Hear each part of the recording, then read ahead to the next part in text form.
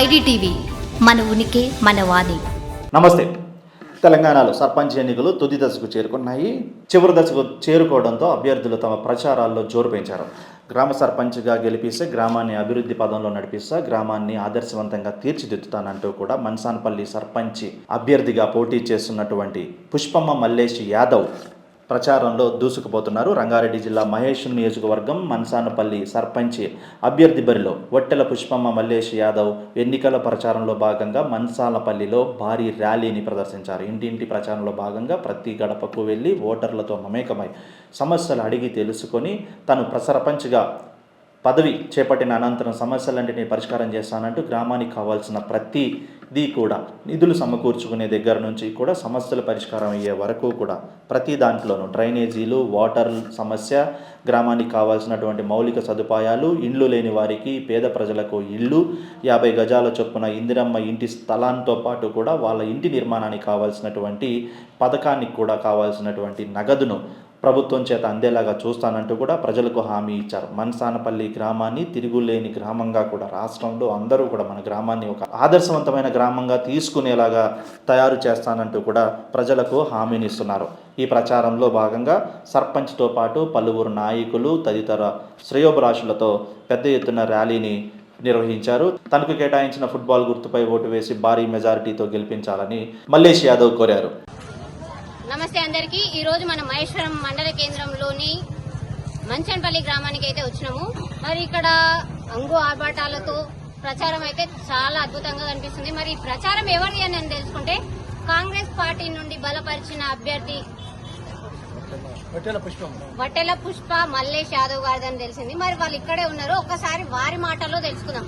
ఇక్కడ గ్రామం ఇంత ముందుకు ఏ విధంగా ఉంది, ఇప్పుడు ఏ విధంగా ఉంది, ఇప్పుడు సర్పంచ్ అయిన తర్వాత నేను ఈ హామీ అంటే వీళ్ళకంటే ఏమైనా మేనిఫెస్టో ఉందా, నేను ఇంకా మరింత అభివృద్ధి చేశా అని చెప్పేసి గ్రామ ప్రజలతో ఏమైనా మాట్లాడారా, ఒకసారి ఇక్కడ ఉన్న సర్పంచ్ అభ్యర్థి గారితో అయితే మాట్లాడదాము.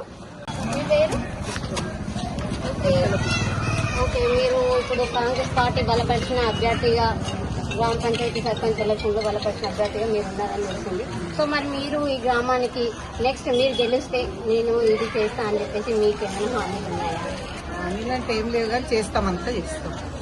ఏం అడిగినా చేస్తాం. ఊరిలో ఓకే అన్నీ చేస్తాం. ఏం కావాలన్నా ఇప్పటిదాకా మేమే చేసినాం. 30 ఏళ్ళ నుంచి ఇప్పుడు కూడా మేమే చేస్తాం. వాళ్ళకి ఏం కావాలన్నా మేము చేస్తాం. మీ సింబల్ ఇక మా బాల్ గుర్తు మేము వచ్చేలా చూసుకున్నాం. మల్లేష్ యాదవ్ మా బాల్ గుర్తు అందరు గాడి విద్యకు పెట్టి ఈ గ్రామం తరపున ఇంతకుముందు 95లో సర్పంచ్ అయినాను. ఇక్కడ దాకా ఎవరు గెలిపించాను, నేనే గెలిపించాను, నేనే అభివృద్ధి చేసాను. మా ఊరి చుట్టూ గ్రామం చుట్టూ మొత్తం రోడ్లు వేసినాం. చిలకలలో కూడా బాటలు లేకుంటే బండ పడుకుంటే మొత్తం రోడ్లు వేపించేసి సిమెంట్ రోడ్లు వేపించినాం. ఇప్పుడున్న భూమి బుచ్చప్ప గారిని మాట్లాడి 5 ఎకరాల 10 గుంటలు జన్మభూమిలో దీన్ని తీసుకొని అందరికీ ఇండివిజువల్ మొత్తం ఇచ్చినాం. 5 ఎకరాల 10 గుంటలు. ఈ మండలంలో ఎవరు కూడా తీసుకుని ఇప్పటి వరకు. మళ్ళీ మొన్న మేడం ఉన్నప్పుడు కాంగ్రెస్ మొన్న టీఆర్ఎస్ ఉన్నప్పుడు కూడా మేడం మాట్లాడి 7 ఎకరాలు 20 గుంటలు తీసుకున్నాం. ఆల్రెడీ 220 ప్లాట్లు ఇచ్చిన, ఇంకో కొంచెం ఇచ్చే ఉన్నది. ఇప్పుడు గెలవంగానే తక్షణమే ఆ నెంబర్లు వేసి మంత్రి వరకు ఆ ప్లాట్లు మొత్తం ఇచ్చి అభివృద్ధి చేస్తానని చెప్తున్నా. అది కూడా దాదాపు 40 కోట్ల ఆస్తి. నా వల్ల ఇది కూడా ఇప్పుడు 50 కోట్ల ఆస్తి. నా వల్ల ఊరికి చాలా మేలే జరిగిందని ఎప్పుడు ఇది జరగలేదు. అందుకే ప్రజలు కోరుకుంటున్న ఒకసారి అవకాశం ఇవ్వమని. తిరుగులేని అభివృద్ధి చేసి చూపిస్తాం. ఓకే సార్, ఇంత ముందుకు మీ గ్రామంలో అభివృద్ధి లేని పనులు ఇప్పుడు మీరు ఏమైనా చేస్తున్నారా? ఇక ప్లాట్లు ఇస్తున్నారు కదా, 40 కోట్ల ప్లాట్, 40 ఎకరాల 7 ఎకరాల పొలము ప్లాట్లు తీసుకున్న. ఆల్రెడీ 220 ఎకరాల ప్లాట్ పంచిన. అవి ఇంకా నెంబర్లు వేయలేదు, వాళ్ళకు కబ్జాలు వేయలేదు.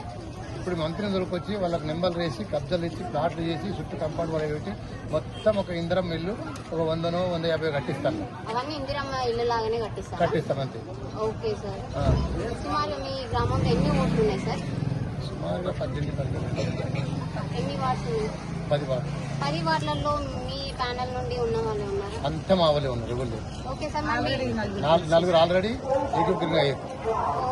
ఇంకా 5-6 మంది గెలిచి డబ్బులనే ఉన్నారు. వాళ్ళు 10 నెంబర్లు నేనే గెలుస్తా, సర్పంచ్ కూడా నేనే గెలుస్తా. దీనికి అనుమానమే లేదు ఎవరికి. ఓకే సార్, మీరు కూడా వరకు అయితే మీ గ్రామంలో ఉన్న ఆడపడుచులకి హామీ ఇచ్చిన మరి యూత్ ఏం చెప్తున్నారు సార్? యూత్ ఏం చేస్తారు? యువత మందు పని చేయాలి, తాగొద్దు, కష్టపడి రాత్రి మళ్ళీ కష్టపడి చదువుకోవాలి. మార్పు ఎట్లా వస్తుంది? ఇది చేస్తే ఓ రోడ్ వేస్తే ఓ రోడ్ పోతూనే ఉంటుంది, ఓ రోడ్ వస్తూనే ఉంటుంది. ఓ ఇల్లు కడతాం, ఇల్లు కొడితే సున్నమే వచ్చి వస్తాయి. దానికి వాళ్ళు కష్టపడి చదువుకున్నాడే మార్పు వస్తుంది. మార్పు ఎట్లా వస్తుంది? కష్టపడి చదువుకొని అభివృద్ధి కావాలంటే కష్టపడి చదువుకొని నానా తంటాలు పడి ఐకమత్యం పడి వాళ్ళు ఒక 40 ఏళ్ళ దాకా మందు తాగకుండా ఉండి భోజనం మంచి 2 పూటలు భోజనం చేసి మందు తాగకుండా ఉండి శ్రద్ధ చేస్తే వాళ్ళు పైకి వస్తారు కదా. మనం ఎంత అభివృద్ధి చేసినా ఒకటి పోతుంటే ఒకటి వస్తుంది. మార్పు అంటేనే కదా, చదువుకుంటేనే కదా మార్పు వచ్చేది. నువ్వు చదువుకోకుండా పనులు చేయకుండా ఆడడం అండి, అమ్మనయ్యని కొట్టి తిట్టి ఇలాంటి పనులన్నీ మానిపిస్తుంది. అదే మార్పు. అదే చెప్పాలనుకుంటున్నాను నేను ఫస్ట్. నేను అభివృద్ధి చేస్తా. నాకు అన్ని విధాల సహకారం పెద్దలది ఉన్నది, గ్రామ ప్రజలది ఉన్నది. నేను ఏ ఒక్క రూపాయి లంచం తీసుకున్నట్టు కూడా మీరు చెప్పారు ఇవ్వడానికి. ₹1 లంచం నా చేయకుండా పెట్టుకొని వచ్చి పంచాయతీ ఎంపీ ఇంకా నాడు ఉన్న పెద్ద మనుషులు కూడా తినబెట్టి కాబట్టి పోతా. నేను ఎలాంటి అటువంటి తప్పులు పనులు చేయలేదు. ఇప్పుడు గెలిస్తే 32 ఏళ్ళ సర్పంచ్ని అందరూ నేనే గెలిపించిన. వాళ్ళ సహకారం నాకుంది. నాకు ఒక్కరికి అవకాశం వచ్చినప్పుడు నేను ఒక్కరిని ఇంట్లో వండుకోలేదు. ఇంకొకరికి అవకాశం వచ్చినప్పుడు ఇంకొకరు కూడా సిబ్బాటు గెలిపించే, చేయకుండా పల్లెని కూడా గెలిపించిన. నేను ఏంటంటే ఒక్కసారి మనకు అవకాశం వచ్చేస్తే ఆ ప్లాట్లు వంచేసి వీళ్ళు రుణం తీసుకుంటే మరి నేను చచ్చిపోయినా బతికినా ఒక 100 ఏళ్ళు గుర్తుపెట్టుకుంటా చేద్దామని నా ఆలోచన, అంతే తప్ప నాకు ఎలాంటి ఆశ లేదు.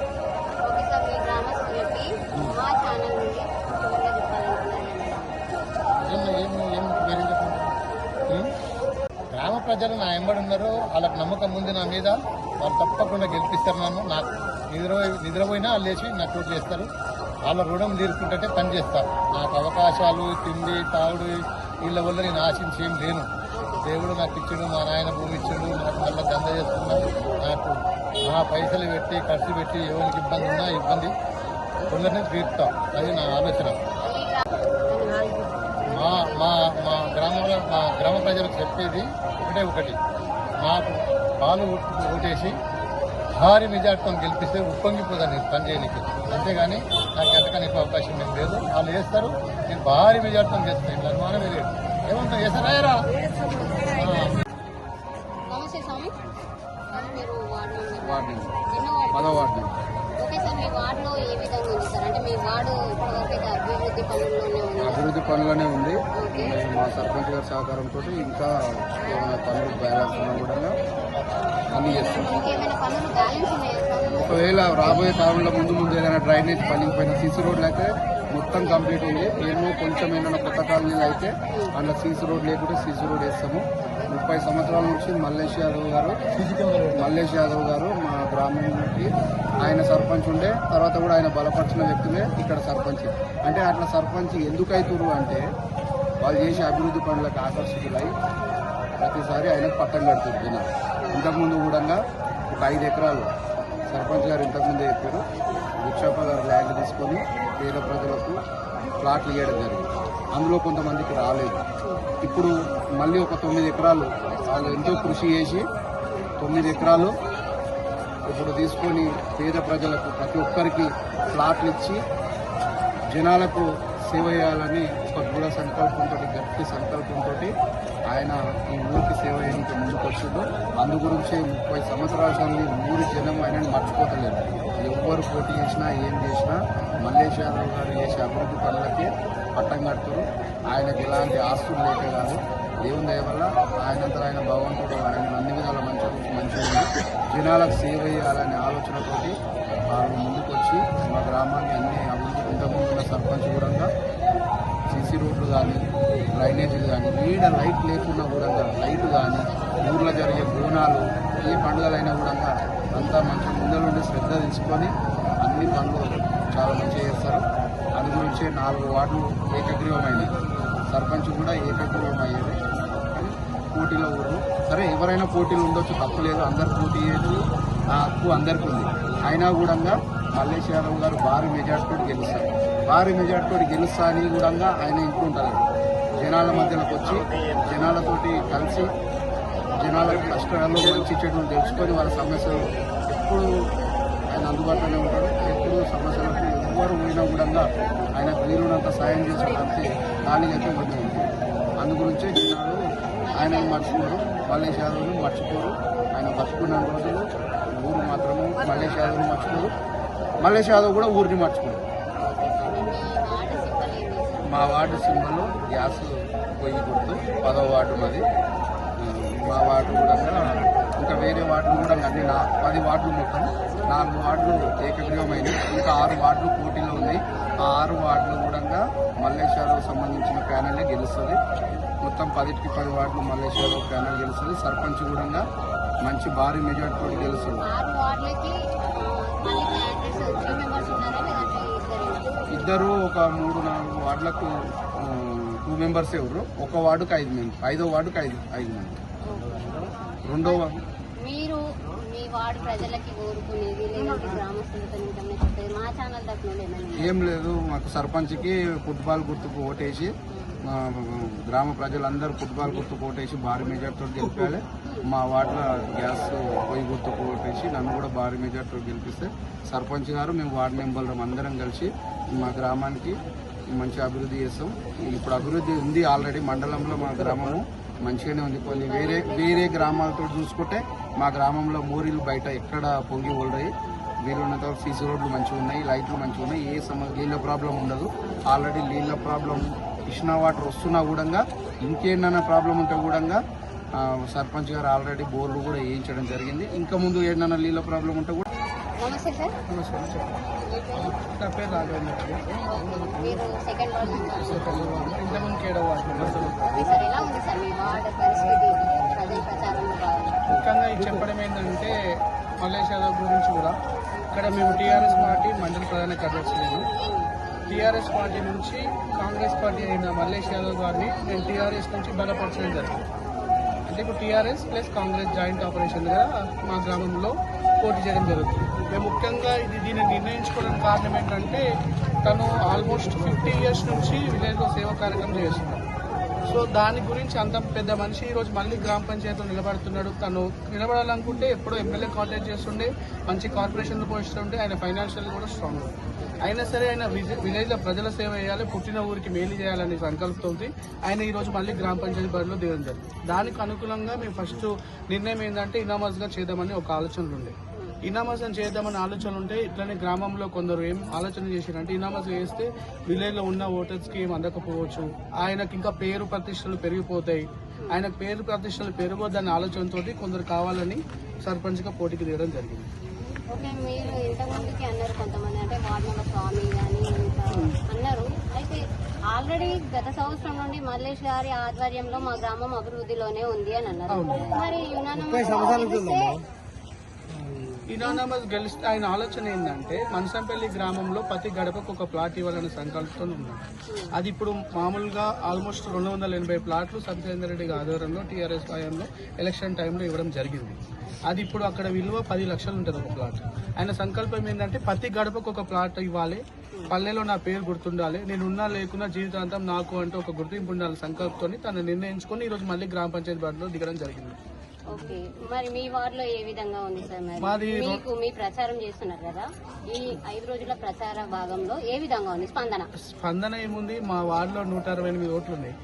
168లో నాకు 130 నుంచి 140 ఓట్లు పడ్డాయి. 100%. మీరు 17th ఈవినింగ్ 5 o'clock వచ్చి మీరు మా మెజార్టీ కూడా చూసుకోవచ్చు. అలాగే మా సర్పంచ్ అభ్యర్థి కూడా ఇంచుమించు నా అంచనా ప్రకారం 800 పైచిలకు మెజార్టీతో గెలుస్తారు. మా ఇష్ట మండలంలో ఎవరన్నా 33 గ్రామ పంచాయతీలో అత్యధికంగా మెజార్టీ గెలిచింది ఎవరంటే మనసంపల్లి మల్లేష్ యాదవ్ గారు ముందస్తులు ఉంటారు. గౌను 2వ వార్డు. మరి మీ వార్డ్ మెంబర్స్ కి అదే విధంగా మీ గ్రామ ప్రజలకి మా ఛానల్ తరఫున మీరు ఏమైనా చెప్పదలుచుకున్నారు? చెప్పండి ఏంటంటే అండి, మంచి క్యాండిడేట్ మనకు అందుబాటులోకి వచ్చాడు. ఒక ఎమ్మెల్యే ఉన్నత స్థాయిలో ఉన్న వ్యక్తిని ఈరోజు మనం గ్రామ పంచాయతీ సర్పంచ్గా ఎన్నుకోవడం జరుగుతుంది. కాబట్టి అతను చేసిన సేవా కార్యక్రమాలు అందరూ మనసులో పెట్టుకొని తను ఏదున్నా ముంగల ఉండి నడుస్తాడు. ఊరికి మంచికైనా చెడుకైనా నిరుపేదకైనా ఉన్న వాళ్ళకైనా లేని వాళ్ళకైనా సమస్య వస్తే వాళ్ళకి ముందుగా గుర్తుకొచ్చేది మల్లేష్ యాదవ్ గారు. అలాంటి వ్యక్తిని మనం ఈరోజు అలాంటి వ్యక్తి ఆల్మోస్ట్ గెలవడం జరిగింది. గెలిచి బ్యాలెట్ బాక్స్ ఉండడం జరిగింది.